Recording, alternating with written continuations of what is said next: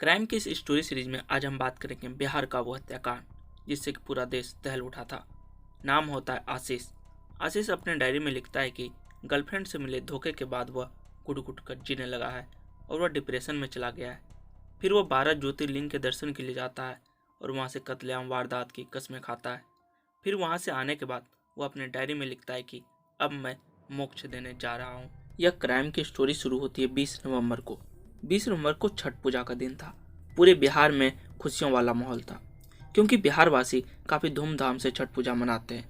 इसी अच्छे मौके पर बिहार के लखीसराय शहर में एक ऐसी वारदात हुई कि लोग सदमे में आ गए।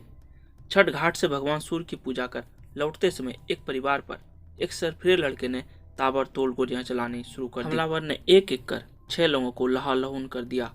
सरेआम फायरिंग भी किया। गोलीबारी की इस वारदात को देखते देखते पूरे शहर में सनसनी फैल गई। आनन फानन में गोलियों का शिकार बने लोगों को उठाकर अस्पताल ले जाया गया, लेकिन बदकिस्मती से 2 भाइयों की मौके पर ही मौत हो गई, जबकि उसकी 24 साल की बहन ने अस्पताल में दम तोड़ दिया। उधर ताबड़तोड़ फायरिंग करने वाला शख्स हमले को अंजाम देकर मौके वारदात से फरार हो चुका था। यह हमला झा परिवार पर हुआ था। अब सवाल उठने लगा कि आखिरकार हमलावर कौन था और उसने झा परिवार को क्यों निशाना बनाया। क्या इस वारदात में हमलावर अकेला था या फिर इसके पीछे कोई और भी था? आखिरकार इस पूरे वारदात की वजह क्या थी, सब कुछ बताएंगे इस वीडियो में। इससे पहले कि हम लोग आगे बढ़ें, अगर आपने क्राइम की स्टोरी चैनल को अब तक सब्सक्राइब नहीं किया है प्लीज़ जरूर कर दें एक सच्ची क्राइम स्टोरी जानने के लिए। जांच शुरू होती है। पता चला कि उस लड़के का नाम आशीष चौधरी है जिस नौजवान ने झा परिवार पर हमला किया है। इस परिवार की एक बेटी के साथ वह एक तरफा प्यार करता था और लड़की के इनकार करने पर ही उसने इस वारदात को अंजाम दिया। यह वही लड़की थी जो कि अस्पताल ले जाने के टाइम पे अस्पताल पहुंचने पर उसकी मौत हो चुकी थी। उसकी उम्र लगभग 24 साल थी।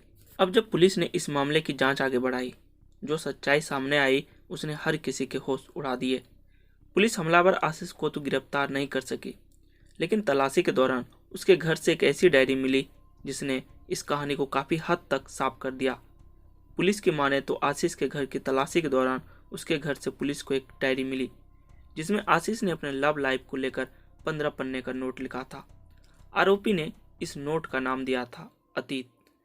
पुलिस ने इस नोट को अपने हवाले किया। उस नोट में काफ़ी कुछ लिखा हुआ था। उसमें दुर्गा के बारे में लिखा हुआ था। डायरी दुर्गा और आशीष के अफेयर का काफ़ी और इशारा कर रहे थे। इसी अफेयर के चलते दोनों लखीसराय को छोड़कर पटना में घर वालों से छुप छुप कर रहा करते थे। जब दोनों लिव इन में थे, यानी दोनों साथ साथ में रहते थे, तब दुर्गा का खर्चा और अपना खर्चा खुद उठाने के लिए वह काफ़ी मेहनत किया। यहाँ तक कि उसने पटना के हथुआ में मौजूद मार्केट तनिष्क ज्वेलर्स में दुर्गा का नौकरी भी लगवा दिया। दोनों के बीच ये सब कुछ कई सालों से काफ़ी अच्छा चल रहा था, लेकिन कहानी में असली ट्विस्ट तब आया जब दुर्गा ने कथित तौर पर आशीष को धोखा देना शुरू किया। आशीष ने अपने डायरी में लिखा है कि उसे 3 जनवरी 2021 को तब जोर से झटका लगा जब उसे पता चला कि दुर्गा की जिंदगी में सुमित नाम का एक और लड़का आ चुका है। असल में आशीष एक बार वीडियो कॉल पर दुर्गा से बात कर रहा था, तब उसने सुमित को दुर्गा के बिस्तर पर सोते हुए देख लिया। उसके बाद दुर्गा की लड़ाई भी बहुत हुई और दुर्गा ने माफ़ी भी मांगी, मामले को शांत करने की कोशिश भी की और यह मामला शांत भी हो गया। आशीष अपने डायरी में लिखते हैं कि उसने दुर्गा को माफ़ भी कर दिया, लेकिन दुर्गा इसके बावजूद सुधरने को तैयार नहीं थी। आशीष लिखते हैं कि लखीसराय वापस लौटने के बाद दुर्गा ने उसे छोड़ दिया और उसे इग्नोर करने लगी। हद तो तब हो गई जब 16 मार्च 2021 को दुर्गा के घर वाले आशीष के घर पर जाकर उसे धावा बोल दिया और उसके घर वालों को बुरी तरह से गाली गलौज किया और धमकाया भी।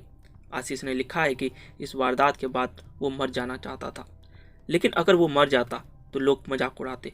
वो लड़की के चक्कर में मर गया, इसलिए उसने अपनी जान देने की जगह लड़की और उसके परिवार वालों की जान लेने का फैसला कर लिया।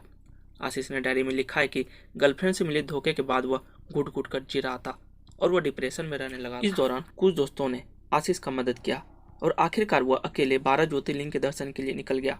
उसे उम्मीद था कि 12 ज्योतिर्लिंग के दर्शन करने के बाद उसके मन को शांति जरूर मिलेगी, लेकिन उसके बावजूद आने के बाद उसके मन पर कोई प्रभाव नहीं पड़ा। आखिरकार उसने इस वारदात को अंजाम देने का फैसला किया।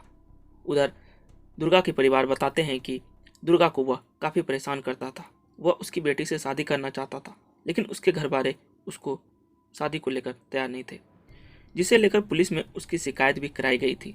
लेकिन पुलिस वाले समय रहते भी आशीष पर कोई भी कार्रवाई नहीं की। फिर अंततः आशीष ने झा परिवार के 3 लोगों को मौत का घाट उतार दिया। यह था दुर्गा चौधरी के दर्दनाक मौत की कहानी।